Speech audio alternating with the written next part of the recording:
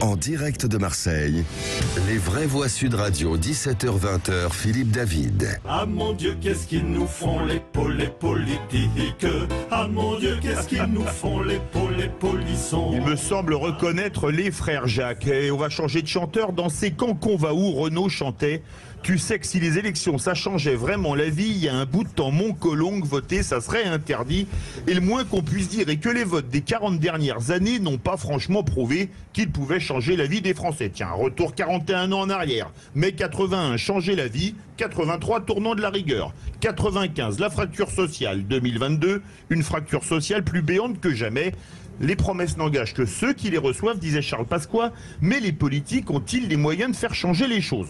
Depuis 40 ans, les pouvoirs ont été transférés à des gens non élus et souvent hors de France. Le pouvoir monétaire à Francfort avec la Banque Centrale Européenne, la politique budgétaire et commerciale à Bruxelles avec la Commission Européenne, la politique de défense à Washington avec l'OTAN.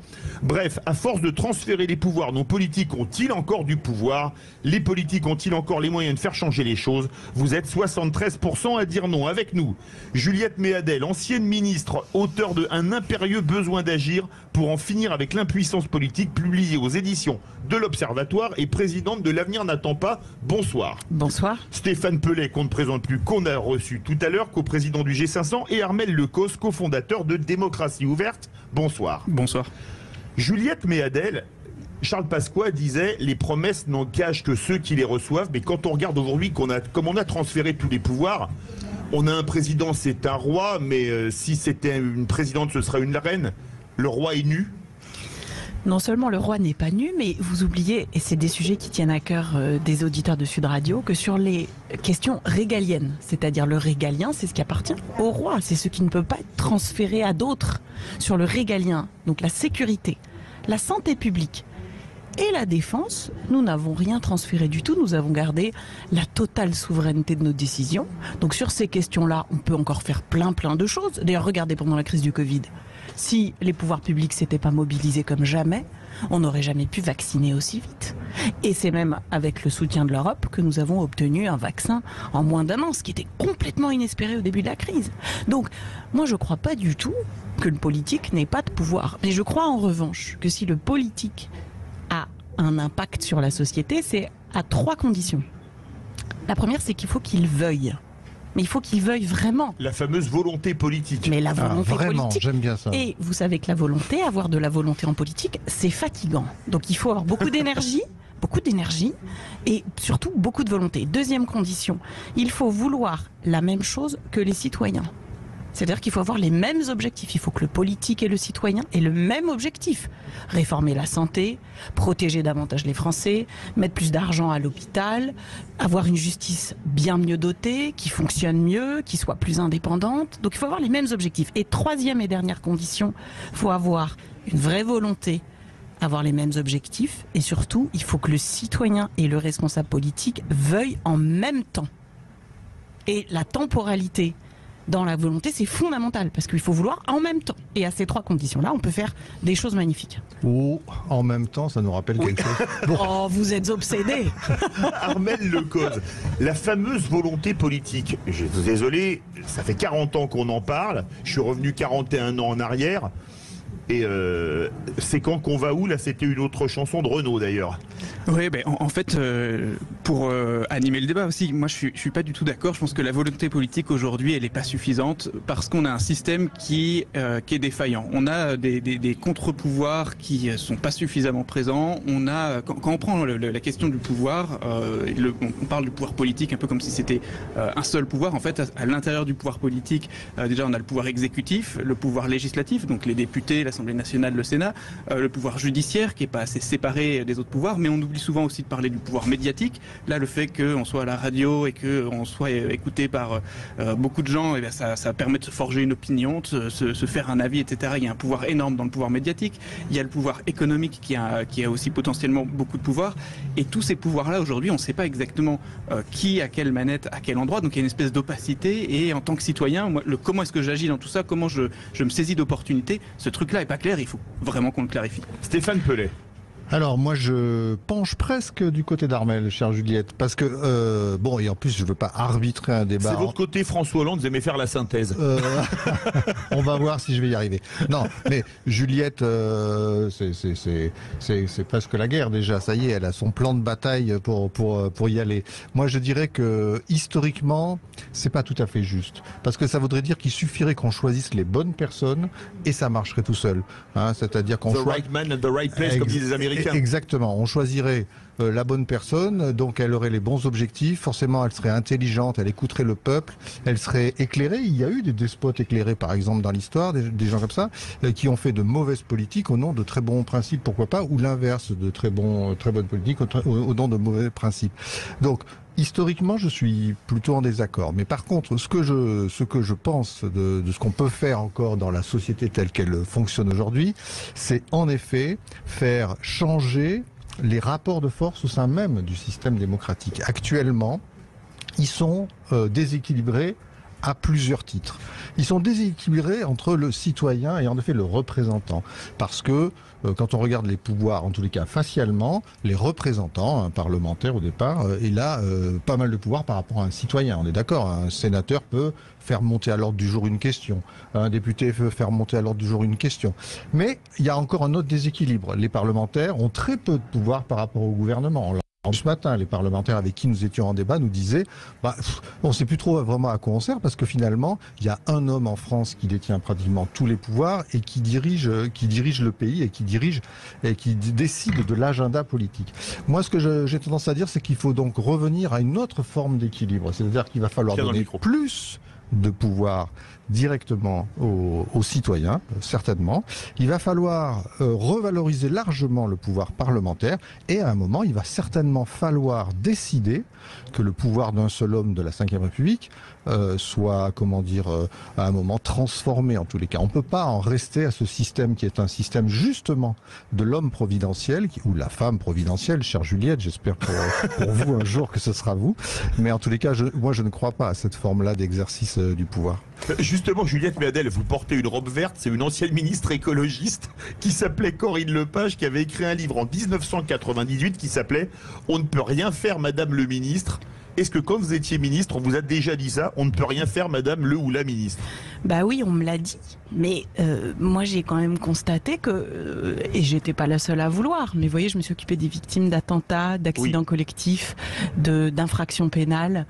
Et bah oui, au début, on vous dit toujours on ne peut pas, mais en réalité, franchement, sur ces sujets-là, il faut vouloir. Et c'est pas une question de moi ou de quelqu'un d'autre. C'est juste une question qu'on a des institutions en France qui vous permettent d'avancer si vous le souhaitez. Je ne dis pas que c'est possible dans tous les domaines. Bien entendu, en matière boursière ou en matière de droit financier, ça se décide à Bruxelles, mais ça se décide à Bruxelles parce que nous l'avons voulu. C'est parce qu'il y a eu des votes et qui ont transféré la décision à Bruxelles sur certains secteurs. Mais sur les questions, encore une fois, de protection des Français ou de protection des victimes, le fait de vouloir, depuis Matignon, où était situé mon ministère, ça permet d'enclencher des dynamiques, et en travaillant avec les associations, on avance très vite. Donc, moi, c'est parce que je suis profondément attachée à notre système démocratique que je crois que la politique peut changer les choses. Parce que si aujourd'hui je disais à ce micro, non, finalement, la politique peut rien faire, alors on ferait quoi là? On arrêterait d'aller voter, on arrêterait de se battre. Moi je suis convaincue, cher Stéphane, que le militantisme, et vous l'avez démontré, parce que pendant ces 2 jours avec vous, avec Aurélie Gros, avec vous, Armel Decauze, on a travaillé parce qu'on croit profondément ici que l'engagement citoyen, ça peut changer la vie. Mais comment l'engagement citoyen change? Par l'action politique, par le vote et par notre système de représentation qui permet d'élire non seulement des députés, mais aussi des gouvernements et un président de la République. Donc ça, c'est le point d'accord. On est d'accord, je pense, tous les trois, sur le fait que ça peut changer les choses encore largement. Oui, et que si on le veut, on le peut. Mais j'ai un peu le système actuel n'y parvient plus. On se pose un peu on se pose un peu la mauvaise question, c'est-à-dire que on se pose la question des personnes et de l'équilibre de pouvoir entre tel ou tel pouvoir. Et pour moi, le sujet, il n'est pas tant de qui exerce le pouvoir, mais de comment est-ce qu'on l'exerce. C'est-à-dire, c'est quoi le processus, la procédure, la mécanique qui, à un moment, va nous permettre de prendre une décision qui va vraiment dans le le sens de l'intérêt général, du bon sens, de quelque chose où on se dit, mais oui, là c'est évident, c'est ce qu'il faut faire. Et donc oui, je suis d'accord, évidemment la volonté politique de certains ou de la volonté de militants vont permettre à un moment de faire avancer des sujets. Mais aujourd'hui, on a un espèce de système qui, moi, me semble complètement grippé, avec un déséquilibre où j'ai l'impression, par exemple, que des pouvoirs économiques de multinationales ont beaucoup plus de poids et en gros il faut 10 000 militants ultra motivés pour faire le poids face à la décision d'une multinationale qui a aujourd'hui trop de poids dans le fonctionnement de notre système. C'est pour ça qu'il faut réécrire la règle du jeu, c'est-à-dire redessiner le fonctionnement pour que pour que ce système-là se rééquilibre et qu'on ait un processus qui permette d'arriver à des décisions où chacun ait la même voix. Et c'est ça la promesse de la démocratie, c'est l'égalité pour construire et participer à la construction de la décision. Je pense qu'il n'est pas arrivé à lire mes notes, Armel Lecause, mais j'avais prévu de poser la question. Le pouvoir politique, il pèse encore quelque chose par rapport au pouvoir économique? Parce que, comme le disait Armel, quand on est patron d'une multinationale qui a plusieurs centaines de milliers de salariés, par rapport à un président de la République, peut-être pas française, comme on est quand même encore une grande puissance économique, mais par rapport à un pays plus petit comme la Belgique ou les Pays-Bas,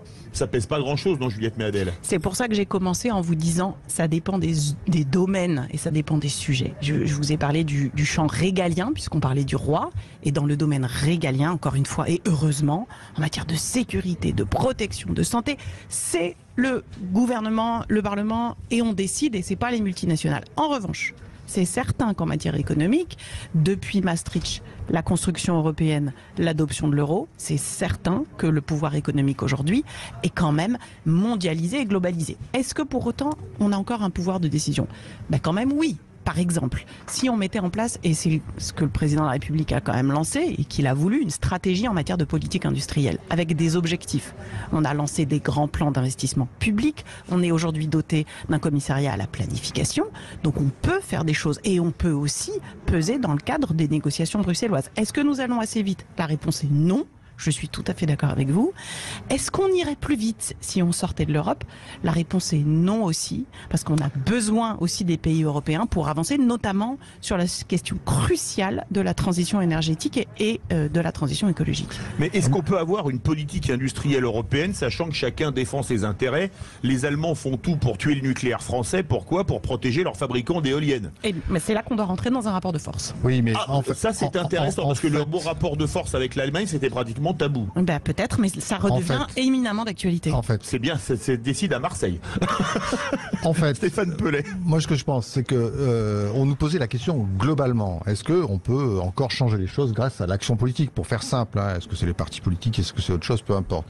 Moi, je défendais pas plus l'action qui est menée actuellement que celle qui était menée dans le quinquennat pas précédent, mais encore celui d'avant, etc., etc. C'est pas ça mon problème, moi.